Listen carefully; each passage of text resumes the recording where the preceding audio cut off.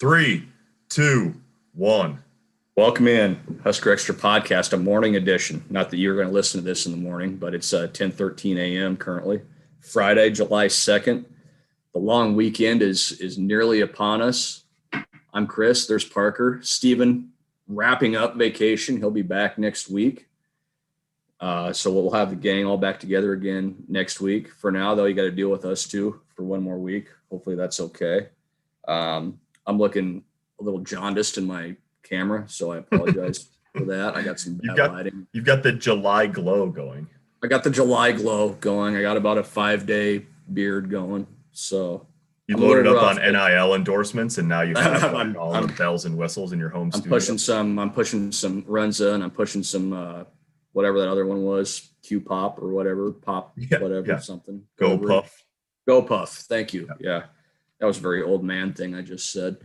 A lot to talk about today. The last time we recorded a podcast, it was about, 18 hours before, or maybe a little less, a little more, before we found out Bill Moos was retiring as athletic director at the University of Nebraska. So we're going to touch on that. We'll touch on some NIL, some football recruiting, a few other things. But it's been a busy week since the last time we talked. It started, of course, Friday morning with Parker's report that Bill Moos was out as Nebraska's athletic director. Yesterday, the financial terms of that departure, that separation, were announced. Nearly $3 million going to Bill Moos, which makes you wonder just how much of a retirement this actually was. So, it's been as always, no shortage of drama or interesting storylines surrounding the athletic department and the people who run it.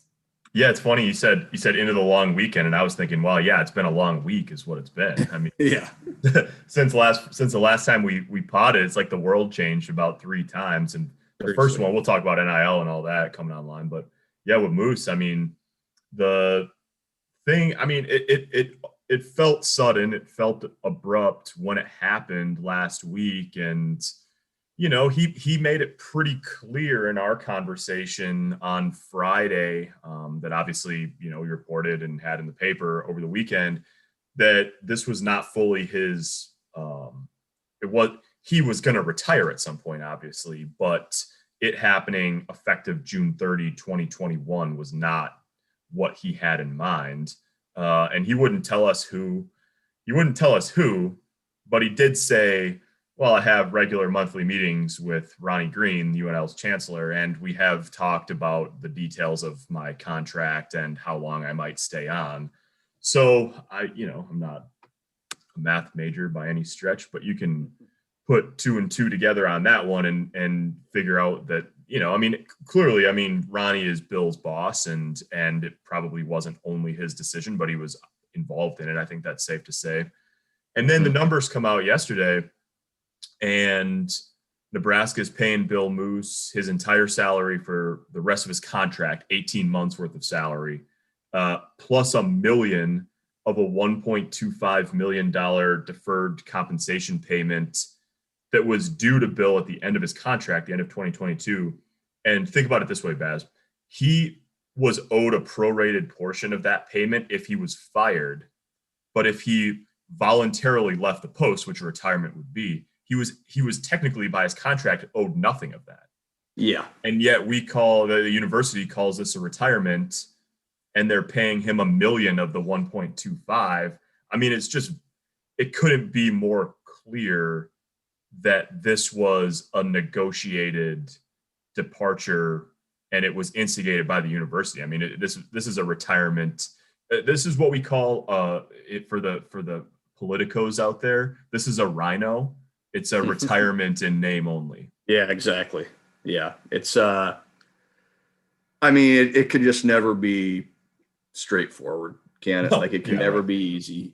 There's always got to be something else to the story, whatever that may be, whatever went on behind the closed doors in the athletic department, whatever the relationships might have been. There's always more to it. Whether that stuff all comes out someday, maybe Bill Moos will write a book. I wouldn't totally put it past him to do something like that. Wonder how long. I wonder if the NDA does that extend until death, or is it just for like a few Yeah, years? that's a good question. Yeah, that's a good question. The non-disclosure agreement. We shall. Bill Moos doesn't seem like a guy that is too terribly concerned with non-disclosure agreements, so maybe he won't worry about that. But yeah, there was clearly a lot going on there, and clearly enough going on that Ronnie Green and leadership felt this was the time. Whether that's fair to Bill Moos or not, or fair to anybody else or not, it is what it is. And so Nebraska's looking for an athletic director, and they're looking for an athletic director that's going to walk in at a pretty crazy time in the athletic department, like each of the last few athletic directors at Nebraska seem to have done. NIL, of course, Scott Frost has a huge year in front of him with that football team and that schedule. Fred Hoiberg has a pretty big year in front of him with what should be a much improved team. You just extended your baseball coach, Will Bolt, after a great year. There's a lot that's going to be on this new athletic director's plate, whoever it ends up being. And we should know that probably in the next few weeks, I would guess. Yeah. Ronnie Green said by the end of July at the latest. Yeah. So it's, I guess, if you're hiring for this position, Parker, or if you're Ronnie Green, what are you looking for maybe in the next person, man or woman, that's going to be stepping in here? Well, ideally, there's a couple things that are always going to be big parts of the job for athletic directors, and the ability to make good coaching decisions is at the top of the list, honestly. Like at this point, that's the number one thing. Can you make the right decisions about not only about retention, or having to fire somebody, but then when you're invariably going to have to hire coaches. I mean, Bill Moos hired 12 in 3.5 years. And so, including the, 3 of the most prominent sports, obviously John Cook, has been in place for a long time, but then Frost, Hoiberg, and Will Bolt. So that's definitely one of them. I think, that to me, there's been a couple among the last 3. I mean, obviously Tom Osborne had the job for a while, and then I-Course just didn't work out. And then with Moos was definitely, I don't want to call him like a transition athletic director, but he was a little bit. I mean, they hired him when he was 66. He's 70 now. And so like, he was not probably going to be a 10 or 15 year athletic director. And I think it's fair to point out 10 to 15 year athletic directors are becoming a rare breed. I mean, yesterday there was 3 changes in the Big Ten West effective yesterday. We knew about all of them at various stages over the past couple of months, but Chris McIntosh formally took over for Barry Alvarez at Wisconsin beginning yesterday. Moos's was out officially yesterday, and I think the new Northwestern athletic director, who I'm blanking on his name, his first official day was yesterday too. So 3 out of 7 in the Big Ten West alone. It's become a job where it's hard to find long term. But I think if you're putting the wish list together, I think with all of the change and with the NIL stuff, that era beginning yesterday, all of the uncertainty coming out of the pandemic, like if you can find a woman or a man who can lead you for maybe, assuming they do a good job and all of that, like if you could find a long-term leader, a visionary type leader, sort of to usher in what seems like almost a new generation of college athletics. I mean, I think that's ideal. Is it absolutely necessary? I mean, if you don't get that, you're just setting yourself up for more change, and change, there's always going to be change, but I think, I wouldn't be surprised if they're looking at candidates across the spectrum, but somebody who could potentially be a long-term leader, I think would be the ideal situation. There's no questions. Derek Gregg is the Northwestern athletic director, by the way. Yeah. He was announced June 4th. So, you're right. Like, you may not get a long-term person, but you need a long-term person. There's no doubt. There's just been so much instability in the athletic department, whether it's with coaches or leadership or whatever. And Bill Moos deserves a lot of credit for coming in and stabilizing things and being, like you said, maybe a transitional athletic director, even though that's wasn't actually his title, but he hired the right coaches at the right time. He guided Nebraska through the pandemic. He basically set up, and whether this is a criticism or not, he set up a self-sufficient athletic department to where he wasn't there a whole lot, especially through the pandemic. Now, that's fine in some cases, but you also need a leader there when a crisis arrives, and whether that's, football coach resigning, whatever it may be. I'm not right. But whatever it may be, you need a leader there, and you need a stable leader there, and you need somebody there who, when something like that arrives, isn't going to be going anywhere. So, yeah, it's about stability for me too. And what does long term mean anymore? Who knows? Like you said, does that mean 10 to 15 years? Maybe not. Those are becoming a rare breed in college athletics. But if you find the right one and find the right fit, then it can become that. So, really, as always, fascinating to see how. I feel like we say that every week. This is going to be really interesting to watch play out, and it will be because it's never not interesting around here. But this is an important hire for Nebraska. Understatement of the year. This is a hugely important hire because there's a lot of hugely important things coming up that this new athletic director is going to have to deal with. And so if we let's briefly sort of talk about where the search is at right now. It's been a week since Bill Moos was out. A lot of times, Baz, and it could be like, but they could announce something today or right after the weekend. A lot of times, though, these things don't happen quite as quickly as coaching searches sometimes do. Even when Sean Eichhorst was fired up, that was sort of a code red. It was already 4 weeks into the football season, and you knew that the next athletic director was coming in to make a decision football-wise.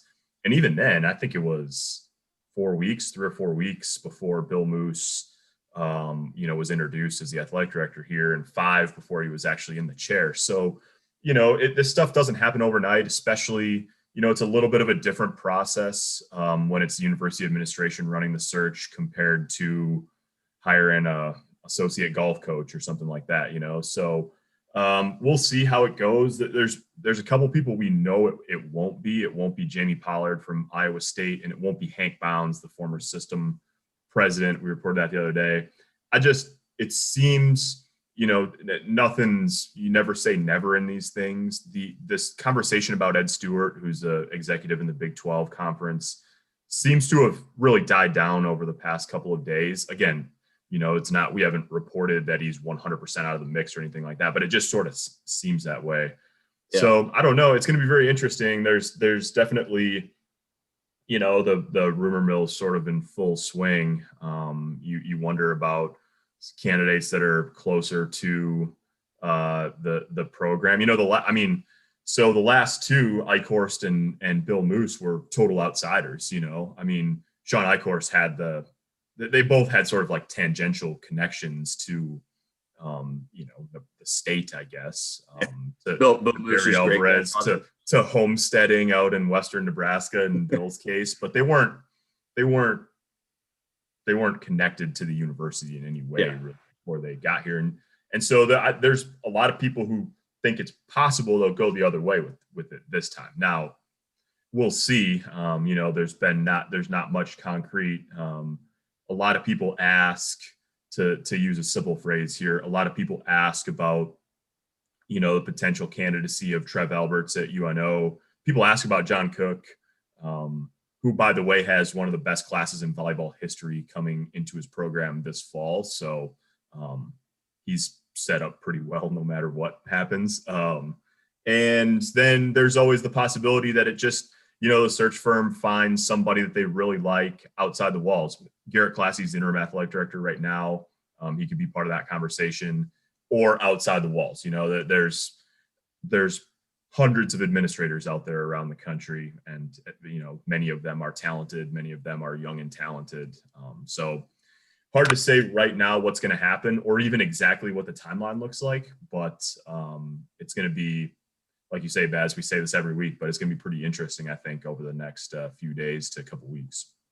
Yeah, you said the key word there, or key phrase, search firm. And I know this is like a thing that happens in all of these searches, but you would think if this was going to be an inside the walls hire, there probably wouldn't be a search firm getting hired. And maybe there's a smoke screen. I'm going to go into conspiracy theory territory here a little bit. But where's your hat? Yeah, I need my tinfoil hat on. Yeah, but it's the phrase search term tells you that they probably are looking outside the family, so to speak, or outside the walls, however you want to say. You don't need a search firm to drive down to Omaha and talk to Trub Alberts. You probably don't need a search firm to get in touch with Ed Stewart. You certainly don't need one to talk to John Cook or Garrett Classy.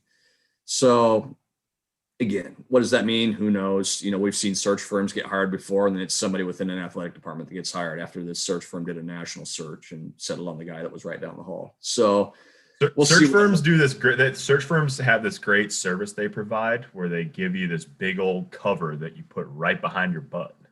Exactly. And it's worth every penny to those people. It's worth every penny. That way you can say, look, yeah, well, I mean, we surveyed a lot of candidates around the country. It turns out the best guy was right down the hall or right down the road, or, used to play here or whatever. Yeah. It's funny. It's funny how often that happens where the best guy's right under your nose, but you don't realize it until the search firm gets hired and is brought in and looks around for 2 or 3 weeks. So we couldn't have known without. We had no idea that this was available. Well, we'll move on from that. We could go on and on and on about Bill Moos and the search and everything, but there's only 24 hours in a day. So, and there's a lot to talk about. So let's talk a little NIL. Another thing we could probably talk a while about. It became official at midnight last night, or I guess 2 nights ago, however your definition of midnight works, midnight, July 1st. And we saw it right away. We said Garrett Classy, and he was one of the first tweets to say, the new era is here. Let's go. And shortly after that, here came Lexi's son with a clothing line, and here came Casey Rogers promoting a canine dog training business. And love it. Here came Trey and Bryce McGowan's promoting their podcast, sponsored by a couple local bars. So we were off and running. I thought it was kind of cool to kind of watch it yesterday because we didn't really know what to expect, right? Like we didn't know if there was going to be just a fire hose of these things coming out or what it was going to be. And it ended up not being that crazy. Lexi's son was kind of the big one with the clothing line, I thought, and the McGowan's brothers with the podcast. Other than that, I think it was a lot of pretty benign stuff. It was Runza. It was the delivery service. It was, the come play video games with us and pay us $10 or whatever it may. Omar Manning signing with a firm that's going to kind of vet his various opportunities. So it wasn't crazy. So, we might have some breaking news here. According to Twitter, let me see. Nebraska's Dalano Banton is keeping his name in the NBA draft, he told ESPN. 6'9" point guard who led Nebraska in assists, rebounds, and blocks. Had a good showing at the G League Elite Camp in Chicago and subsequent pro day in front of quite a few NBA scouts. Oh, there you go. Well, there you go. Dalano Banton going to stay in the NBA. Our podcast is way too lo-fi to have a breaking news siren, but just imagine everybody listening that the breaking news siren is blaring. Yeah. So you could kind of see this coming a little bit with Dalano, if I may go off on a tangent here. Tangent away. And it's a crazy story because he wasn't even originally a part of the G League Elite Camp. And then there was an injury, and I forget the guy's name. He played at Houston, but there was an injury. Dalano Banton got the invite, went up there, performed really well, led the camp in rebounds and blocks, or rebounds and assists, excuse me. Questions about how well he could shoot it, those sorts of things. And then went to some of these pro days and shot it really well and kind of started rising up on draft boards and things like that. So it's a whale of a story for Dalano Banton. He was one of the guys that was affected quite a bit by COVID last year. Got benched at the end of the season for a team that won 7 games, which tells you about how far off NBA radars he was. And now he's got a chance to be drafted. So it's a cool story for Dalano.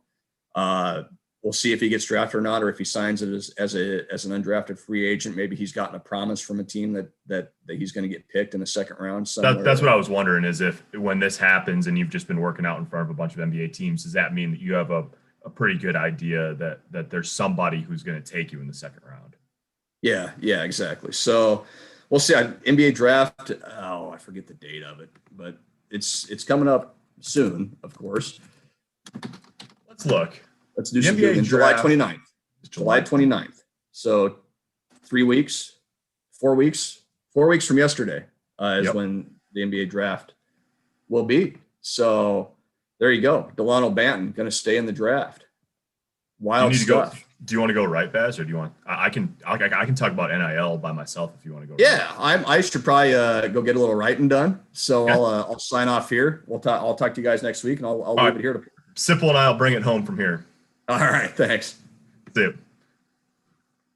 Well, now it's just me, Parker Gabriel from the Journal-Star, with Baz off to write about the breaking news of Friday morning. Obviously, not quite on the level of the breaking news last Friday with Bill Moos leaving, but Dalano Banton. That's what you get when you record a podcast and just run it up there live with whatever comes out of it. Sometimes you end up with a lone soldier remaining. So just briefly, with the NIL thing, one thing I think to keep an eye on with that is just there's going to be, it was interesting to see the trickle. And I think it's sort of, you can look at it a couple ways. I mean, Runza and GoPuff, there's very small amounts of money for each individual athlete that signed up on those things, but there's a novelty of it where, any of those kids that you saw with that yesterday, even if they got, if it was Henry Latovsky was tweeting about his candy order from GoPuff, it's still cool. You're going to look back on that and say, I made money on the first day of the NIL era.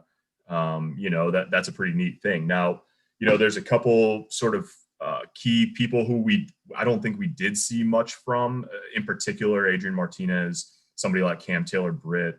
That those guys like that, other players on the volleyball team, athletes around the country have probably bigger deals in the works, but as we, contracts don't always come together that fast. So I think you're going to see some of the bigger dominoes on the NIL front fall over the next couple of weeks, maybe today, maybe over the next couple of weeks. But I think you'll see some of those bigger ticket items. There's been reporting out there on the national scene about, some of the most visible players in college athletics having big deals in the works, and those don't always come together right on the first day. So it's going to be fascinating. There's a rumor about somebody having a big deal with Delta Airlines or with some more national brands. So those are still coming for the most part, I think. And it's just going to be fascinating to watch it develop. Not to go too far into the weeds solo here, but one interesting thing, at Nebraska and most schools put out their own NIL policies yesterday for the schools. And the reason why all of these schools have individual policies, they probably would anyways, but the reason they're so critical now is because there's no NCAA policy really whatsoever. The NCAA threw up its hands and said, okay, schools, you got to figure this out, which long-term just is going to sow chaos probably.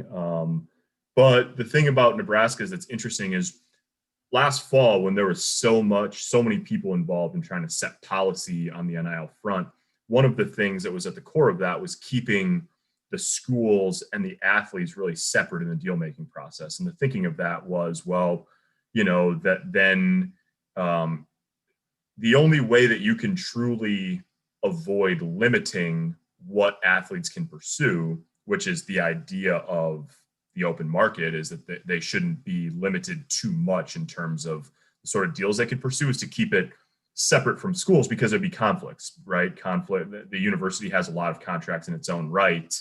And the school of thinking several months ago was, well, if this is going to be an open market for athletes to be able to pursue endorsements, you can tell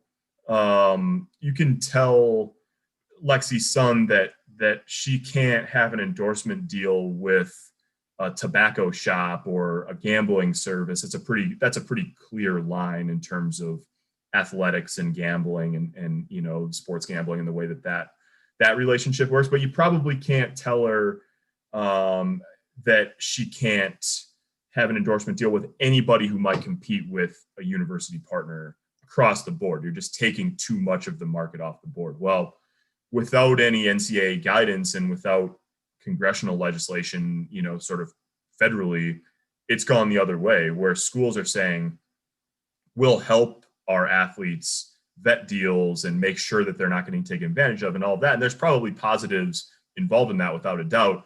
But they're also saying, and Nebraska included in this, among many, many others, like our athletes are not going to be signing deals that compete with university contracts, and so it's going to change a lot over the course of time.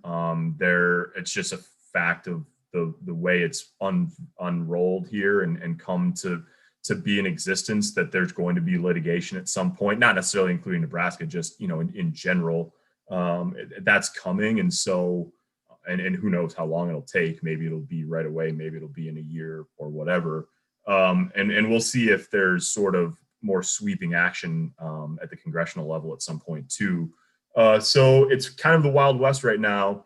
And just the way the relationship between athletes and schools in this NIL realm, I think, looks different at the outset than what you would have forecasted to look like 6 months ago. And that's because of the total lack of action taken by the NCAA.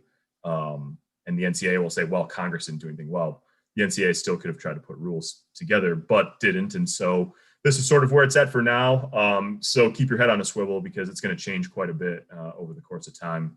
And who knows? I mean, that could be matter of weeks, matter of months, matter of years. But I bet that in 2 or 3 years, when we look back on the opening days and weeks and months of the NIL era, it won't look somehow it will not look the same down the road as it looks right now. Last thing before we go, check the Journal-Star this weekend. We got a story coming later today, sort of wrapping up what Nebraska accomplished football-wise on the recruiting trail in June. It's been a busy month. It's died down a little bit over the last 10 days or so. And then on top of that, with the athletic director news and the NIL news and all of that, it's maybe a little bit lost in the shuffle right now. But Nebraska added 7 players in the month of June, 5 for the 2022 class, which is sort of the core of the efforts right now. Obviously added Tyreek Johnson, for the 21 year as a transfer from Ohio State. And then landed Gunnar Gatula, the offensive lineman from Lincoln Southeast, for the 23 class. So it's been a busy month. There's more announcements on the way. Justin Williams, a running back from Georgia, is making his decision. Sounds like maybe Nebraska is climbing an uphill battle there. James Mons is announcing, the defensive back from Florida, is announcing on the 4th of July.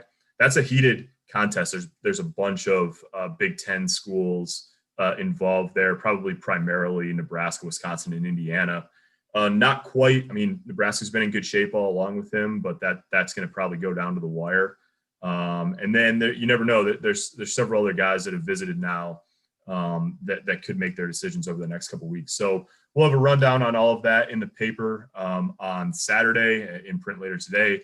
Also have a story coming this weekend on Garrett Classy, who's the interim athletic director, just to look at sort of what brought him to this point, and a little bit more on, a potential candidacy.